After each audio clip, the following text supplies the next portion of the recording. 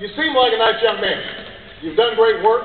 You've got a fancy resume, teaching in a fine law school, civil rights lawyer, family man, church-going man. Why would you want to go into something dirty and nasty like politics?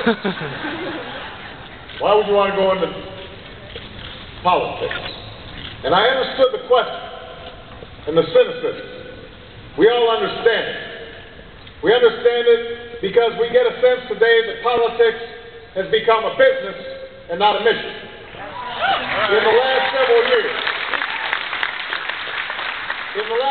years, we've seen Washington become a place where keeping score of who's up and who's down is more important than who's working on behalf of the American people.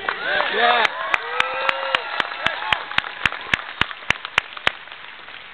We've been told that our mounting debts don't matter, that the economy is doing great, and so Americans should be left to face their anxieties about rising health care costs and disappearing pensions on their own. We've been told that climate change is a hoax, that our broken schools can't be fixed, that we're destined to send millions of dollars a day to Middle East dictators for their oil. We've seen how foreign policy based on bluster and bombast can lead us into a war that should have never been authorized and should have never been waged.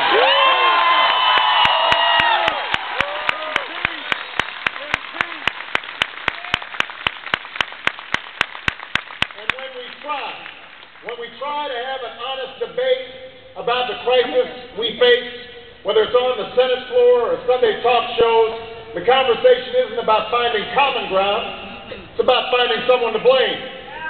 We're divided into red states and blue states, and we're told always to point the finger at somebody else, the other party, or gay people, or immigrants. For good reason, the rest of us have become cynical about what politics can achieve in this country. As we've turned away in frustration, we know what's filled the void. The lobbyists and influence peddlers with the cash and the connections.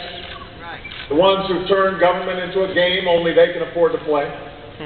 They write the checks and you get stuck with the bill. They get the access while you get to write a letter. They think they own this government, but we're here today, California, to tell them that our government is not for sale.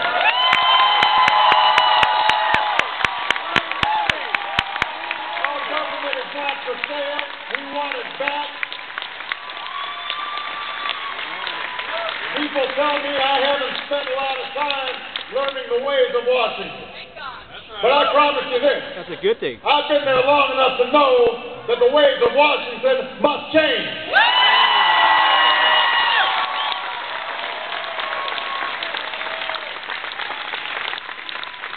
I am running for president because the time for can't do, won't even try style of politics is over.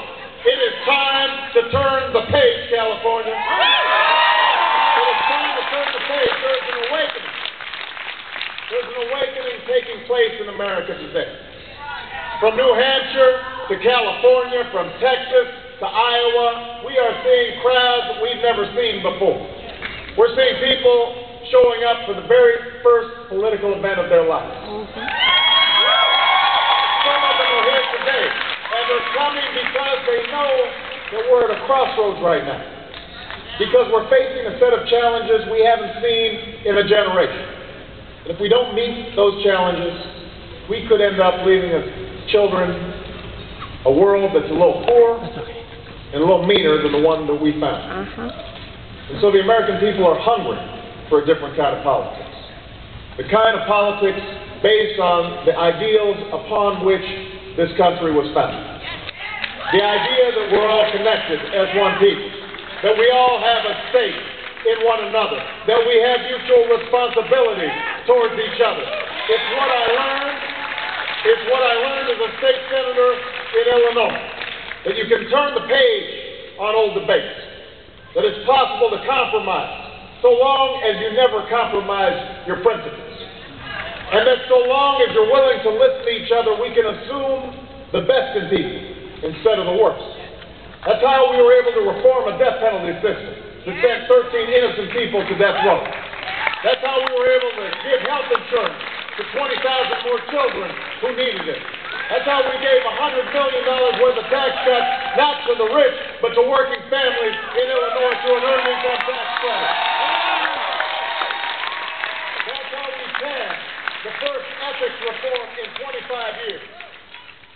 We've seen too many campaigns where our problems are talked to death, where 10-point plans are crushed under the weight of the same old politics once the election's over, where experience in Washington doesn't always translate into results for the American people.